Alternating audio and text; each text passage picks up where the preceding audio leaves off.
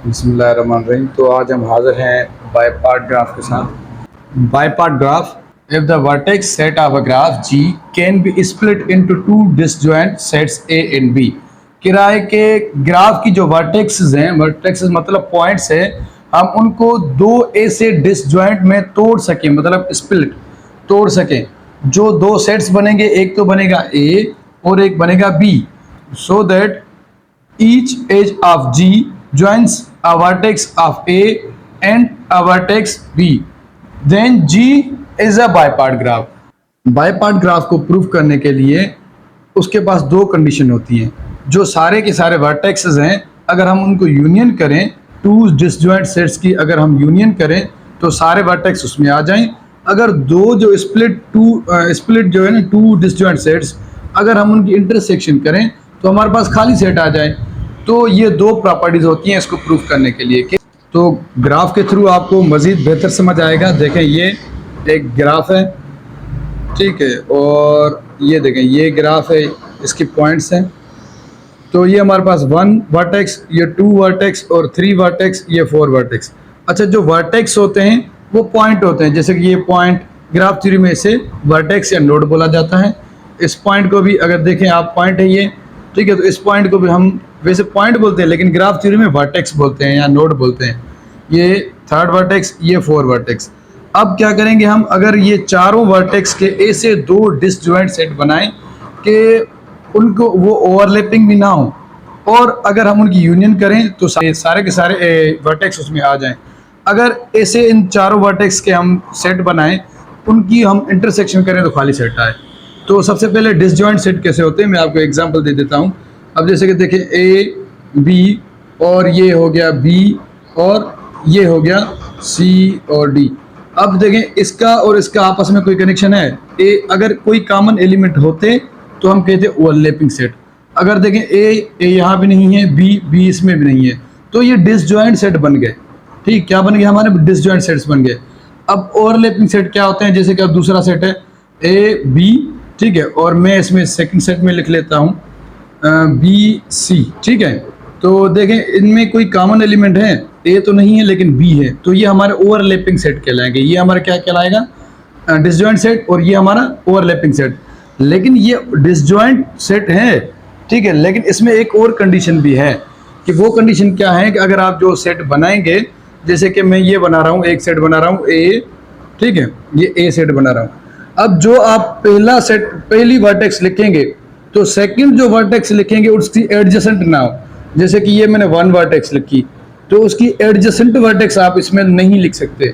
जैसे कि आप एडजेसेंट मतलब पड़ोसी, अब पड़ोसी वर्टेक्स कौन सी है, इसकी 2, उसकी 1 की दूसरी पड़ोसी वर्टेक्स कौन है, 4। तो हम इसमें 2 और 4 नहीं लिख सकते क्योंकि ये दोनों 1 की एडजेसेंट है, मतलब पड़ोसी हैं। तो उसके बाद अगर ये दो पड़ोसी हैं तो ये तीसरी तो पड़ोसी नहीं है। अगर तीसरी पड़ोसी नहीं है तो हम इसको इस सेट में लिख सकते हैं। तो हमने एक A सेट बना दिया, अब हम क्या बनाएंगे, B सेट बनाएंगे। तो B सेट क्या बनेगा, अब जो भी आप वर्टेक्स लिखोगे लेकिन उसकी एडजेसेंट वर्टेक्स नहीं लिखोगे, मतलब पड़ोसी नहीं लिखोगे। तो हमने 1 तो लिखा, ठीक है, उसकी पड़ोसी थी 2, हमने इसमें नहीं लिखा, उसकी पड़ोसी थी 4, हमने नहीं लिखा। अब हमने लिखना है 2, ठीक है, तो 2 की पड़ोसी कौन है, 1, ठीक है, हम नहीं लिख सकते सेट में, और 3 भी नहीं लिख सकते। तो हमारे पास बच्चा क्या, 4। तो ये हो गई हमारी, ठीक है, ये हो गया हमारा A सेट और ये हो गया हमारा B सेट। अब इसकी क्या कंडीशन है, अगर आप इन दोनों को यूनियन कराओ तो सारे वर्टेक्स उसमें आ जाएं। अगर इन दोनों की आप इंटरसेक्शन कराओ तो नल सेट आ जाए, तभी ये प्रूफ हो सकता है। तो क्या करेंगे हम, अब इसकी हम क्या कराएंगे, A यूनियन B कराएंगे। देखेंगे कि ये सारे के सारे वर्टेक्स उसमें आ जाते हैं। जैसे कि अब एक एलिमेंट है 1 और 3, अब सेंटर में यूनियन है, यूनियन करेंगे। अब B के वर्टेक्स हमारे पास है 2 और 4। अब देखें A यूनियन B कराएं तो सारे के सारे वर्टेक्स इसमें आ जाएं। जैसे कि अब 1 2 3 और 4, एक कंडीशन हमारी प्रूफ होगी, अगर हम यूनियन करा रहे हैं तो सारे की सारी जो है ना वर्टेक्स उसमें आ रहे हैं। एक सेकंड कंडीशन ये है कि इन A और B की हम अगर इंटरसेक्शन कराएं तो नल सेट आ जाए। अब नल सेट क्या होता है, देखें, अब ये हमारे हो गए A इंटरसेक्शन B। तो A के एलिमेंट कौन है, 1, उसके बाद 3। अब सेंटर में इंटरसेक्शन है तो हमने इंटरसेक्शन लिख दिया। अब सेकंड में B बी है तो बी के एलिमेंट कौन है, 2 और 4, तो 2 और ये हो गया हमारे 4।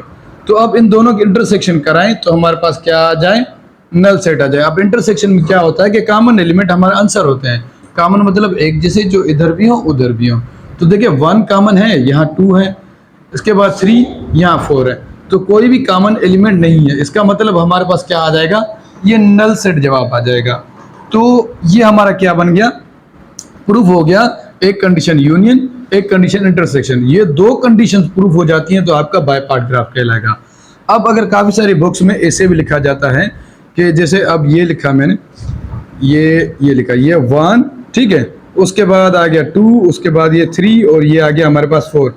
तो काफ़ी बुक्स में ऐसा भी लिखा जाता है। अब जैसे कि देखें 1 किसके साथ कनेक्ट है, 2 के, तो हमने 2 के साथ इसको कनेक्ट कर दिया। और 1 किसके साथ कनेक्ट है, 1 कनेक्ट है 4 के साथ, तो ये 4 के साथ मैंने कनेक्ट कर दिया। अब देखिए 1 किसके साथ कनेक्ट था, 2 के साथ। अब 1 किसके साथ कनेक्ट है, 4 के साथ। अब देखिए 2 किसके साथ कनेक्ट है, 2 एक तो कनेक्ट है 1 के साथ जो हमने पहले लिख दिया है। उसके बाद 2 किसके साथ कनेक्ट है, 3 के साथ, तो हमने 3 के साथ कनेक्ट कर देना है। अब देखें जबकि हमने 1 और 2 को तो कनेक्ट कर दिया, लेकिन अब देखें 3 किसके साथ कनेक्ट है, 4 के साथ, तो हम 4 के साथ कनेक्ट कर देते हैं।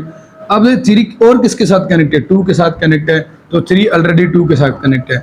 तो काफ़ी सारी जो बुक्स होती हैं, बुक्स में ऐसे भी लिखा जाता है कि ये हमारे क्या है, ए सेट है, ये हमारा क्या है, बी सेट है। तो ये हमारा कंप्लीट बाय पार्ट ग्राफ भी है। कंप्लीट बाय पार्ट ग्राफ में क्या होता है कि हर ईच मतलब हर एक वर्टेक्स को क्या होता है कि एक जैसे एजेस होते हैं। एजेस मतलब लाइंस। अब ये हमारी पॉइंट हो गई, इसको एक लाइन, ये दूसरी लाइन, ये मतलब हर एक वर्टेक्स को एक जितनी लाइंस मिले, एक मतलब लाइंस मतलब एज, तो वो कंप्लीट बाय पार्ट ग्राफ कहलाता है। तो बुक्स में ऐसा भी लिखा जाता है कि हाँ भाई ये बाय पार्ट ग्राफ है। कभी कभार ऐसे भी लिखते हैं कि अगर मैं इसको मिटा देता हूँ, ये दोनों बाय पार्ट ग्राफ हैं, ये ही सेम ही ग्राफ ये मैंने यहाँ बना दिया, थोड़ा टेढ़ा मेढ़ा कर दिया, है ना, कर्व कर दिया, ठीक है ना, तो ये ऐसा बन जाएगा। ये भी बाय पार्ट ग्राफ है, ये भी, ये सेम है, ठीक है। बाय पार्ट ग्राफ को प्रूफ करने के लिए ये 2 कंडीशन प्रूफ करनी होती है, एक यूनियन तो सारे वर्टेक्स उसमें आ जाएं, और क्या होगा हमारे पास, इंटरसेक्शन कराएं तो नल सेट आ जाए। अब क्या करेंगे हम, एक और आपको एग्जांपल समझा रहा हूँ, जैसे कि अभी देखें ये मिटा रहा हूँ मैं, इसके बाद एक और एग्जांपल दे रहा हूँ मैं आपको, इंशाल्लाह उसके बाद आपको कोई और वीडियो देखने की ज़रूरत नहीं होगी। जैसे देखें ये यहाँ पे लिखा है, ठीक है, ये यहाँ पे लिखा हुआ है, और इसको ऐसे लिख लेते हैं, चलो ठीक है। तो इसको इसके साथ कनेक्ट करते हैं, इसको इसके साथ, इसको इसके साथ, और इसको इसके साथ, ठीक है। तो ये हमारे क्या हो गए, 6 वर्टेक्स हो गए, एक वर्टेक्स, 2, 3, 4 और ये 5, उसके बाद 6 वर्टेक्स हो गए। अब हमने क्या करना है, इसको इस तरीके से रखना होगा हमें कि बाय पार्ट ग्राफ के 2 सेट्स बन जाएं। अब 2 सेट्स कैसे बनेंगे देखें, तो सबसे पहले मैं ए सेट ले रहा हूं, ठीक है, ए सेट। अब पहले 1 लिखूंगा, उसके बाद 1 लिखने के बाद मैं ऐसी कोई वर्टेक्स नहीं लूंगा जो 1 की पड़ोसी हो, मतलब एडजेसेंट हो, ठीक है ना। बाय पार्ट ग्राफ में एडजेसेंट वर्टेक्स नहीं लिखते, तो 1 के एडजेसेंट मतलब पड़ोसी कौन है, 2, ठीक है। उसके बाद 2 के बाद कौन है, 3, तो 1 की पड़ोसन 3 तो नहीं है, तो हम 3 लिख सकते हैं, ठीक है। उसके बाद 3 के बाद 3 की पड़ोसन कौन है, 4, ठीक है। तो पड़ोसन वर्टेक्स जो है ना 4 है, तो 4 को हम यहाँ नहीं लिखेंगे, लेकिन किसको लिखेंगे, जो उसके बाद आएगी, ठीक है ना। तो इसके पास क्या है, 5 है, तो ये हमारा एक ग्राफ बन गया। अगर हम यहाँ 5 को छोड़कर अगर हम 5 के बाद 6 को छोड़कर हम 1 लिखेंगे तो पहले 1 हमारा लिखा हुआ है। तो सेकंड हम बनाते हैं 2, अब 2 लिखेंगे हम, तो 2 के एडजेसेंट कौन है, 3 और 1, तो 3 और 1, ठीक है ना, तो उसको हम नहीं लिख सकते क्योंकि ये दोनों इसके एडजेसेंट है। तो 2 के बाद क्या आ रहा है, ठीक है ना, 3 इसकी पड़ोसन वर्टेक्स है, तो अब हम क्या लिखेंगे, इसमें 4 लिख सकते हैं। अब 4 के साथ एडजेसेंट एज कौन है, 5 को हम नहीं लिख सकते, लेकिन 5 के बाद जो आएगी वो हम लिखेंगे, ठीक है। तो हमने क्या बना दिए, अब 2 सेट्स बनाती है, ये डिसजॉइंट सेट बन गए, क्योंकि डिसजॉइंट सेट वो होते हैं जो ए में और बी में कॉमन ना हो, मतलब एक जैसे ना हो। तो 1 यहाँ पे नहीं है, 3 यहाँ पे नहीं है, 5 यहाँ पे नहीं है, लेकिन दोनों में अलग अलग सेट है, लेकिन दोनों में अलग अलग एलिमेंट है। अब 2 कंडीशन क्या थी हमारे पास, इन दोनों को यूनियन कराएं तो सारी वर्टेक्स उसमें आ जाएं। तो कैसे देखें, ए यूनियन बी। अब ए के एलिमेंट कौन है, 1, 3 और 5, सेंटर में हमारे पास क्या है, यूनियन, तो यूनियन रखेंगे। अब इसमें क्या है, 2, 4 और 6, अगर हम इनकी यूनियन कराएं तो सारे एक ही सेट में वर्टेक्स आ जाएं, तो ए यूनियन बी। उसके बाद अब हम क्या लिखेंगे, यूनियन में सारे इकट्ठे लिखने होते हैं, लेकिन कभी भी एक जैसे एलिमेंट नहीं लिखे जाते। अगर एक जैसे एलिमेंट लिखेंगे तो हमारे पास क्या होगा, इसमें तो नहीं होगा लेकिन आम सेट्स में तो वो सेट नहीं कहलाएगा। देखिए अब सारी जो है ना वर्टेक्सेस इसमें आ गई, तो पहली कंडीशन हमारी प्रूफ हो गई।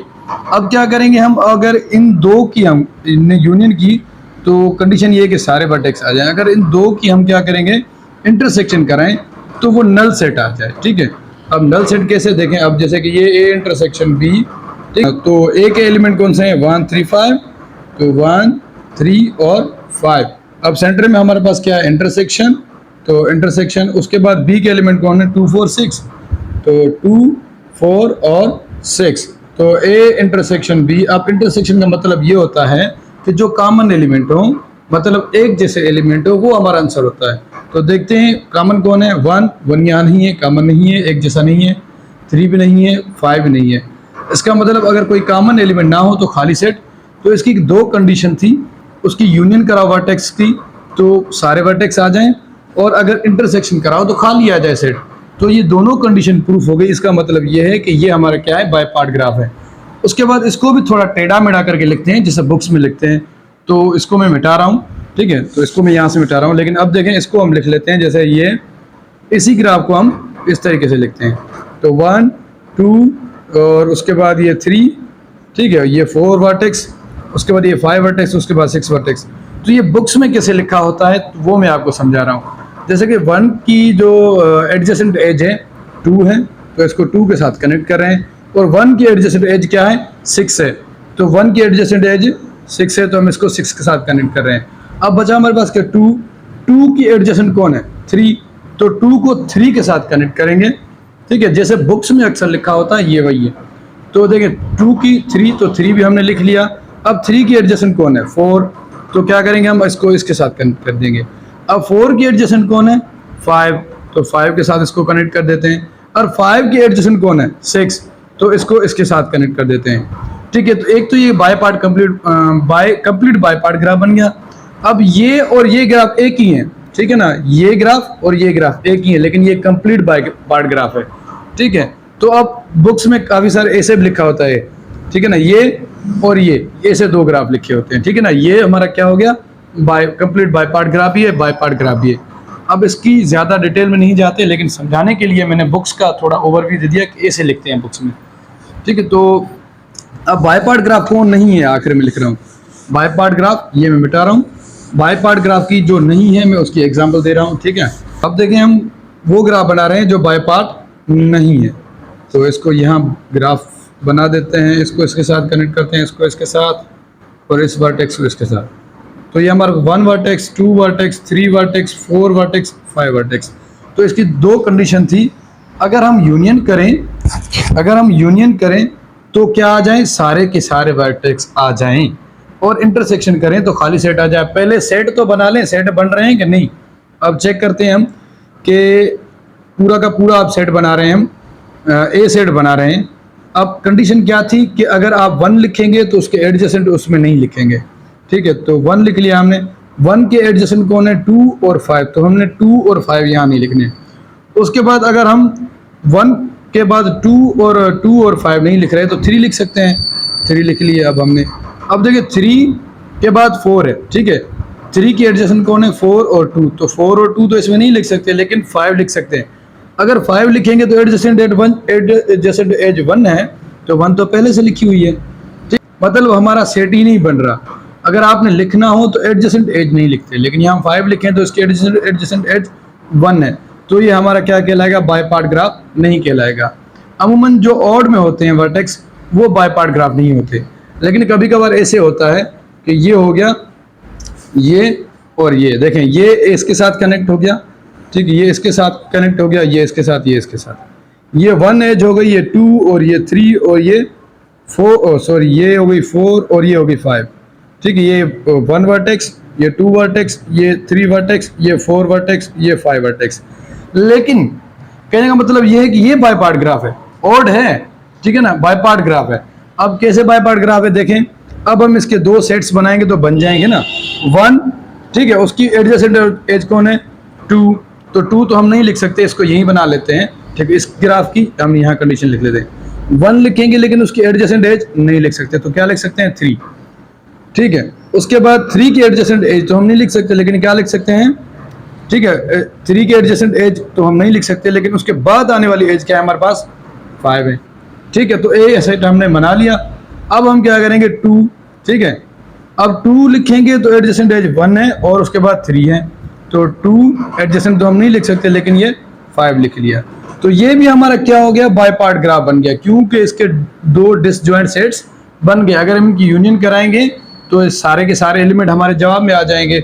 अगर इनकी दोनों की इंटरसेक्शन कराएंगे सेट्स की तो नल सेट आ जाएगा। इंटरसेक्शन मीनिंग कॉमन एलिमेंट, तो कॉमन एलिमेंट, ठीक है ना, इनमें कोई भी नहीं है, 1 यहाँ नहीं है, कॉमन मतलब एक जैसा, ठीक है ना, 3 यहाँ भी नहीं है, 5, अच्छा 5 है, सॉरी इसमें 4 होगा।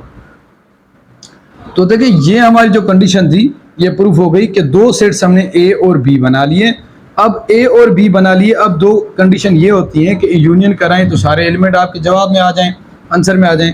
अब देखिए यूनियन कराएंगे तो सारे इकट्ठे लिखने होते हैं, तो सारे तो आंसर में आ जाएंगे।